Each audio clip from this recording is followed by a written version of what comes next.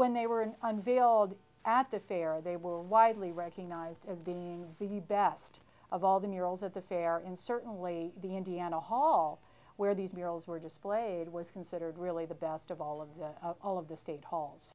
In 1932, Thomas Hart Benton was commissioned to paint the murals for the Indiana Hall at the Chicago World's Fair. He ended up painting, over the course of 6 months, 2 continuous murals 12 feet high and together totaling 250 feet long. And it is the content of these murals that is still discussed today. Both the highs and lows of Indiana history were covered, because Benton believed that both were necessary to truly show off the region.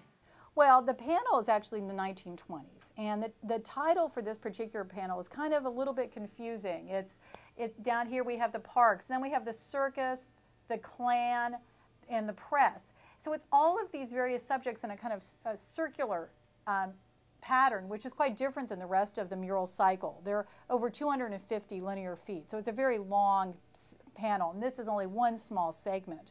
Everyone in Indiana knew that the Klan had been very, very popular.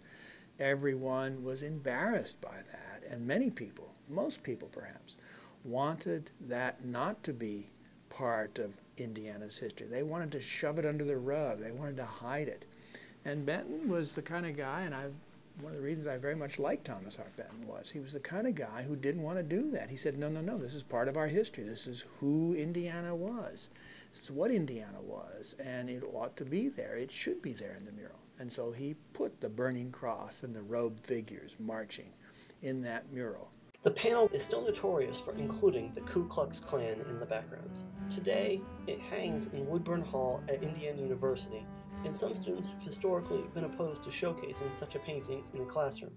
What Benton is doing in that mural, I think, is condemning the Ku Klux Klan. He's not celebrating the Klan, he's condemning the Klan by putting them in the background and by putting in the foreground the freedom of the press, other figures and stories, and in particular, and most important, it's a little detail in a large picture, but that black baby in that hospital bed with a white nurse is a very, very telling detail.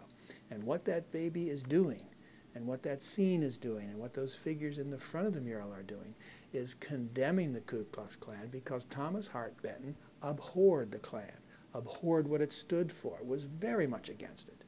So that's not a Klan mural. That is an anti-Klan mural. That is a mural that is condemning the Ku Klux Klan. Though there are points to be had on both sides of the issue, it is ultimately up to the students at IU to decide for themselves whether or not the painting should be removed. I think that even though they're controversial and I would not agree with the content in them, he's an artist and he's free to express whatever he wants, and he's very talented, so I think it should stay.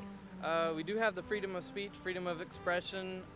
It does depict an accurate portrayal of Indiana history. I'm from a small town. Ku Klux Klan exists. It's not a good thing, but it's out there.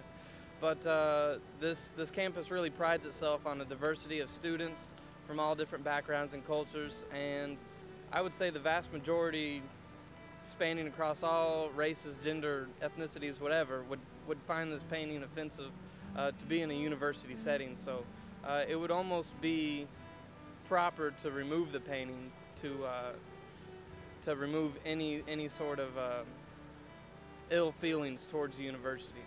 I think that it's something that is a part of Indiana history, and the university was built at a time when there were some unfortunate things going on, at least politically and sociologically and ideologically with America's population. So if people want to take offense to it, that's completely understandable, but just as we can appreciate the beauty and the power of a lot of things on that painting, we also have to appreciate the evil and at least understand that we've moved on, and if we remember that we were once at a period where we were ignorant and unacceptable of other races, then we can remember that and at least implement that to kind of embrace everyone now.